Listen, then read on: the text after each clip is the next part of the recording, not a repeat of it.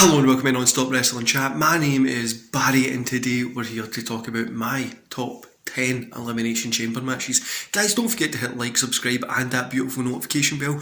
All your support on this channel is fantastic. It helps it grow and helps me get the word out about wrestling and talk about what I love. And also don't forget to go to the comments below, let me know what your top Elimination Chamber is of all time, and I'm going to roll the intro. I'll see you in 11 seconds.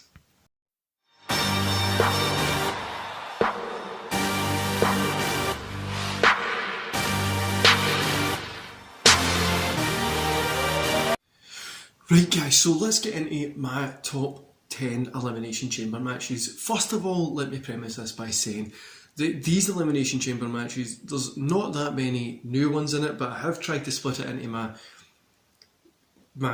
get some new ones in there, because I didn't want to just have this as like pure old Elimination Chamber matches, because I know a lot of you guys like the modern product, so I wanted to bring some modern stuff into it, but even the modern ones aren't that new. I think there's only one that's mega new. But anyway, we're going to get into it. And don't, if you forgot, go to the comments, let me know what your top Elimination Chamber match is. And while you're there, let me know what match you're looking forward to this weekend.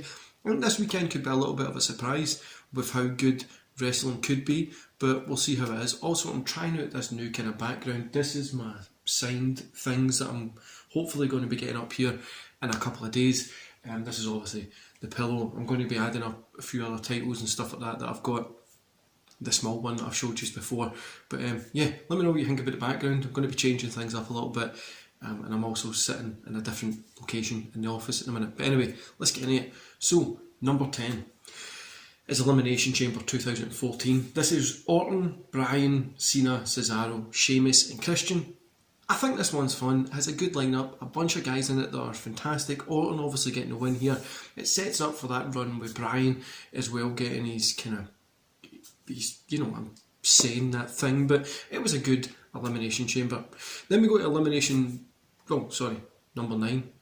The Elimination Chamber that was in 2011, which is Edge, Rey Mysterio, Kane, Big Show, King Barrett and Drew McIntyre.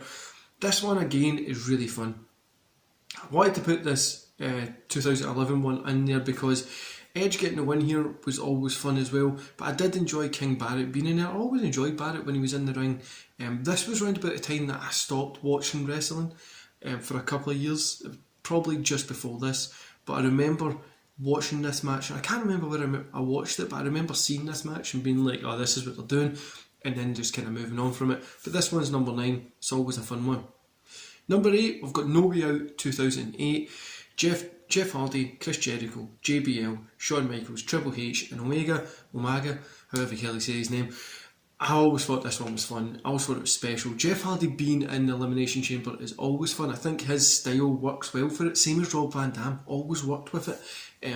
But yeah, this one was a very, very fun one. And it's a good one to go back and watch back. I remember watching this one, and I think I got this on DVD, and I just remember this being a highlight of this pay-per-view.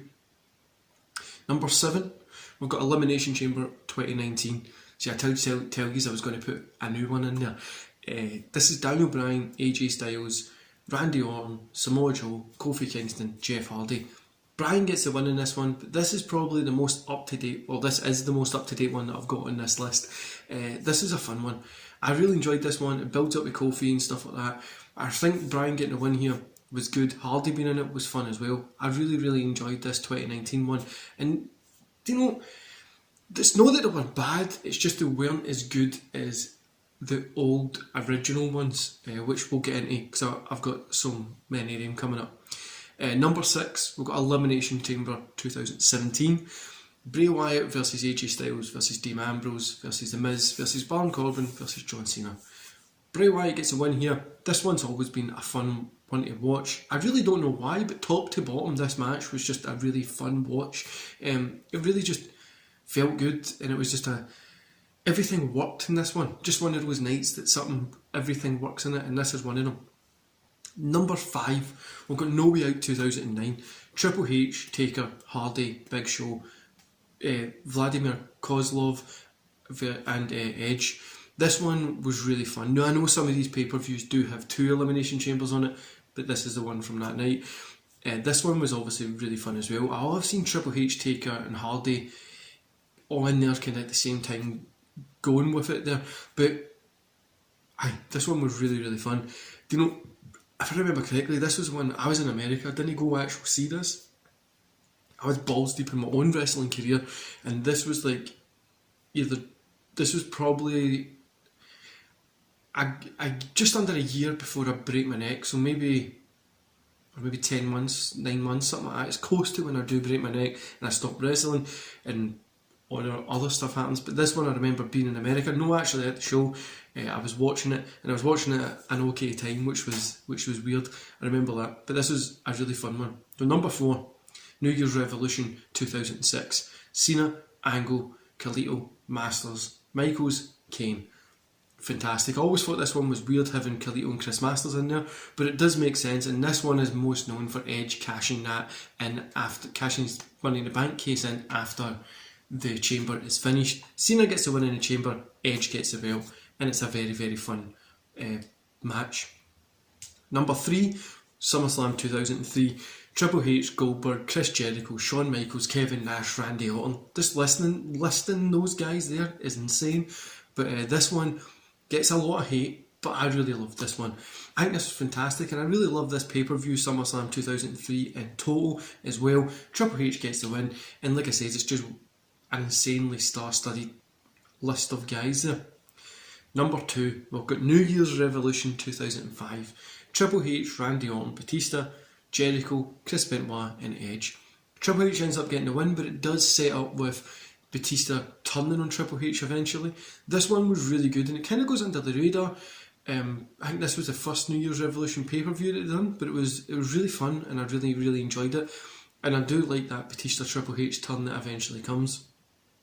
Number 1, this isn't going to be a surprise to any of you, Survivor Series 2002. Shawn Michaels versus Triple H versus Chris Jericho versus Kane versus Booker T versus Rob Van Dam. This is my best chamber of all time. The very first one, because we didn't know what we were getting when we were going into it. It was just a fantastic different atmosphere to it, and a cool looking kind of match. This obviously had Shawn Michaels' worst ring gear ever, I think.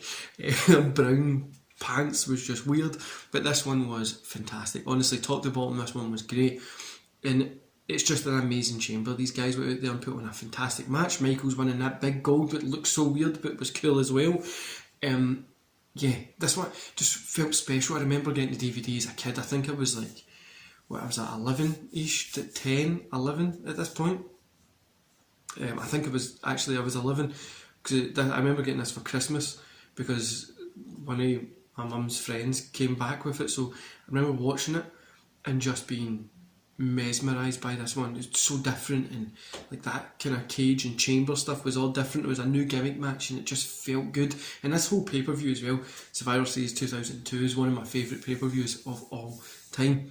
Anyway guys, that's been my list of my top 10 Elimination Chamber matches. Let me know what your top 10 is in the description comments below. As you can see, me training and taking a break from YouTube hasn't made this any more professional, and I've started rearranging shit, so that's weird. Anyway guys, I'm going to love yous and leave yous here. Don't forget tomorrow that I'm going to have my predictions, and I'm going to run through the card and who I would like to see win and where I would move them going forward tomorrow. So predictions and kind of fantasy booting-ish kind of thing. Saturday we've got the live stream, so I will be live for the Elimination Chamber, and then my review will go up on Sunday as well. So yeah, 4 days of content coming. I know it's like I'm away, but like you're still getting to see this awesome baldy man, but aye. Anyway guys, I love yous and leave yous. I'll see you there tomorrow. Don't forget to check out my video, and yeah, subscribe, hit like, share this with your family, trees, talk to your neighbour, show them this video, get them to subscribe to this channel.